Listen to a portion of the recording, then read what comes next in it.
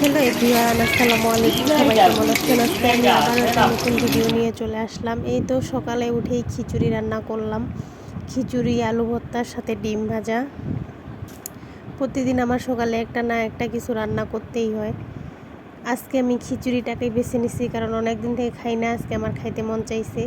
এই যে মচমচা করে একটা ডিম ভাজে নিছি, সাথে খিচুড়ি আর ঝাল ঝাল আলু ভর্তা। কার কার পছন্দ অবশ্যই কমেন্ট করে জানাবেন। একটু পরে শ্বশুর আব্বু বাজার নিয়ে আসলো গলদা চিংড়িগুলো নড়তেছে দেখেই কি ভালো লাগতেছে। যদিও এই চিংড়িটা আমি খাই না, কারণ অ্যালার্জিতে ভরে যায় শরীর।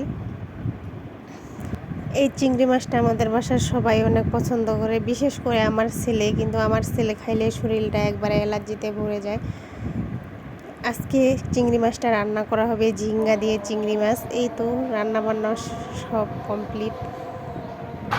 তরকারিটা দেখে বিশ্বাস করেন আমার এত পরিমাণ লোভ লাগছে যা বলে বোঝার মতো না। টাটকা টাটকা মার সাথে টাটকা টাটকা ঝিঙ্গা কিনে আনছিল, এগুলো দিয়ে রান্না করছে। উপরে যে তেলটা ভাসতেছে দেখেই কি লোভনীয় লাগতেছে। যদিও বড় চিংড়িটা খাইতে খুব একটা স্বাদ না, ছোট চিংড়িটার স্বাদ অনেক বেশি। সেটা যেটা দিয়ে রান্না করুক না কেন অনেক ভালো হয়। এটাও ভালো হয়, এটা সব থেকে বেশি ভুনাই ভালো লাগে।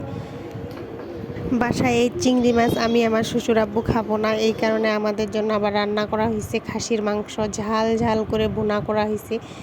যদিও খাসির মাংসটা হচ্ছে কালারটা এখনও আসেনি, কারণ চুলায় ছিল, ওইভাবেই আমি ভিডিওটা করছি।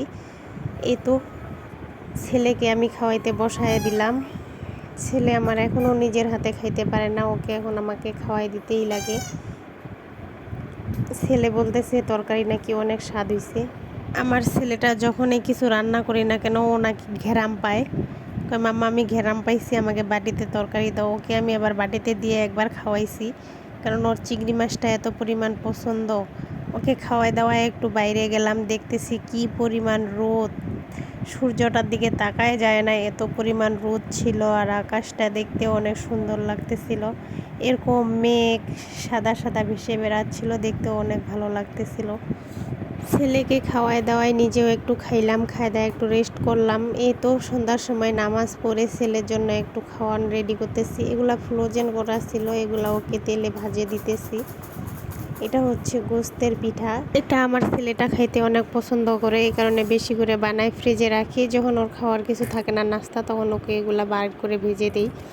এটা হচ্ছে ফাটে গেছে, ভিতরে অনেকটা তেল ঢুকে গেছে, ফ্রিজে রাখলে এমনই হয়।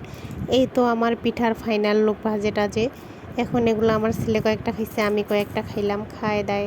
এই তো নাস্তা খাওয়ার পরে দুপুরে তরকারিটা একটু গরম করে রাখতেছি। যে পরিমাণ ঠাডা পড়া গরম পড়ছে, তখন ফাইনাল লুকটা দেখাইতে আমার মনে নাই। এই তো শেষে এক ঝলকে একটু দেখাই দিলাম। আমি এখন গরম করতেছি খায়টায়, আর এইটুক আসছিল, এইটুক আমাদের রাতে চলে যাবে।